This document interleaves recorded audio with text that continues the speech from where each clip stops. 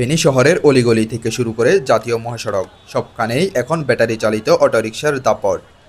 নিয়ন্ত্রণহীনভাবে চলাচল করা এইসব যান একদিকে যেমন বাড়াচ্ছে যানজট ও দুর্ঘটনা, অন্যদিকে অবৈধভাবে ব্যাটারি চার্জ দেওয়ার কারণে সৃষ্টি হচ্ছে বিদ্যুৎ সংকট।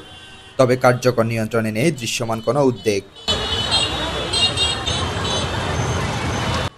শুধু শহরের সড়ক নয়, ঢাকা চট্টগ্রাম মহাসড়ক এবং বিভিন্ন সংযোগ সড়কেও বেপরোয়া গতিতে চলতে দেখা যায় এইসব যান।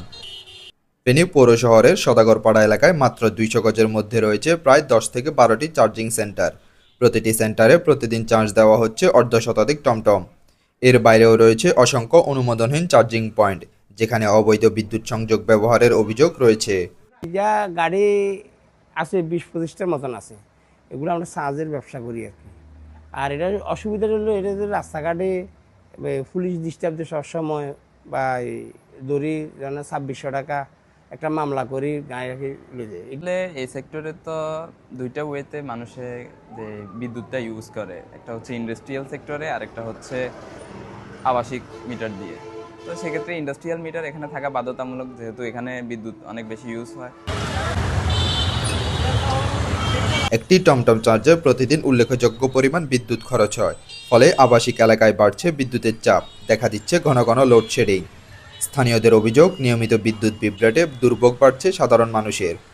অন্যদিকে ট্রাফিক আইন অমান্য করে উল্টো পথে চলাচল, যত্রতত্র যাত্রী ওঠানামা এবং লাইসেন্সবিহীন চালকের কারণে প্রতিনিয়ত তৈরি হচ্ছে বিশৃঙ্খলা। অপ্রাপ্তবয়স্ক ও প্রশিক্ষণহীন চালকদের বেপরোয়া চলাচলে দুর্ঘটনার ঝুঁকি বাড়ছে কয়েক গুণ। ব্যাটারি চালিত গাড়িগুলোর ড্রাইভাররা আপনার কোনো আইন শৃঙ্খলা মানে না, ট্রাফিক সিগন্যাল মানে না।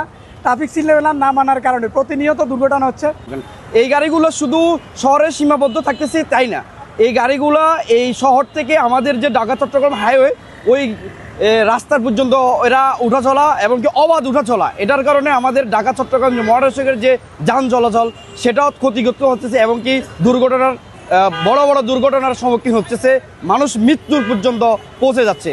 কিন্তু কিছু যে বিদ্যুৎ উৎপাদন হচ্ছে সেখান থেকে কিছু বিদ্যুৎ অপচয় হচ্ছে। এই যে অটোরিকশাগুলো চার্জ খায়, বুঝছেন, আগে আমাদের দেশে রিক্সা ছিল ওইটা। এই অটোরিকশা টমটমগুলো চালায়, এদের অসচেতনতার কারণে স্কুল মাদ্রাসা পড়ুয়া ছাত্র ছাত্রী বা বৃদ্ধ অনেকেই অ্যাক্সিডেন্ট হয়। এই অ্যাক্সিডেন্ট হওয়ার কারণে আল্লাহর রহমত অনেকেই কিন্তু মৃত্যুবরণ করে না। এরা এমন এমন অ্যাক্সিডেন্ট হয়, এরা ভবিষ্যতে তাদের পরিবারে বোঝা হয়ে যায়, কারো হাত চলে যায়, কারো পা চলে যায়, বিকলাঙ্গ হয়ে যায়। ভবিষ্যতে তারা কর্ম করার কোনো ক্ষমতা থাকে না, পরিবারের জন্য তারা বড় একটা বোঝা হয়ে যায়। বিদ্যুৎ উন্নয়ন বোর্ড বলছে, জেলায় অনুমোদিত 183টি চার্জিং স্টেশন রয়েছে। এইসব স্টেশনে প্রতিদিন প্রায় 2 থেকে 2.5 মেগাওয়াট বিদ্যুৎ ব্যবহার হয়। পাশাপাশি অনুমোদনহীন চার্জিং স্টেশন শনাক্তে নিয়মিত অভিযান চালানো হচ্ছে। গত 4 মাসে অবৈধ বিদ্যুৎ ব্যবহার ও চার্জিং সংক্রান্ত 54টি মামলা করা হয়েছে। এতে প্রায় 21,80,000 টাকা জরিমানা করা হয়েছে, যার মধ্যে আদায় হয়েছে প্রায় 9,90,000 টাকা। সুতরাং আমরা এটা নিয়মিত মনিটরিংয়ের মধ্যে আছি। এখানে অবৈধ উপায়ে বিদ্যুৎ ব্যবহার করার কোনো সুযোগ নাই। যদি আপনাদের কাছে যদি সুনির্দিষ্ট কোনো তথ্য থাকে, তথ্যগুলো আমাদের কাছে দেন, আমরা আইনানুগ ব্যবস্থা নেব।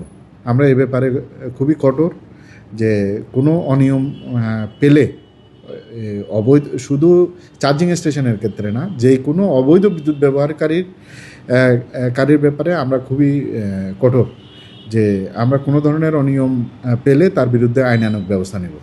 এদিকে ট্রাফিক বিভাগের তথ্যমতে জেলায় বর্তমান প্রায় 8,500 টমটম ও ব্যাটারি চালিত অটোরিকশা চলাচল করছে।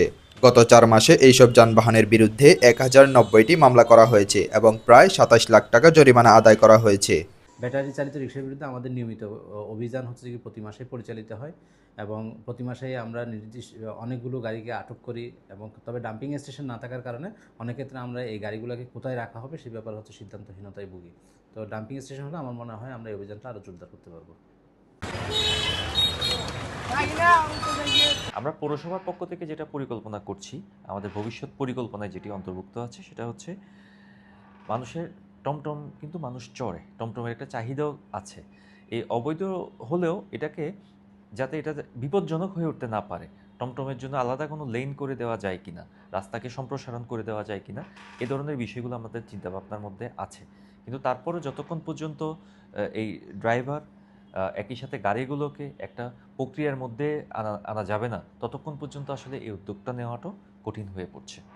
পৌর প্রশাসনের দাবি, ফেনীর সড়কে ব্যাটারি চালিত অটোরিকশার সংখ্যা দিন দিন বাড়ছেই।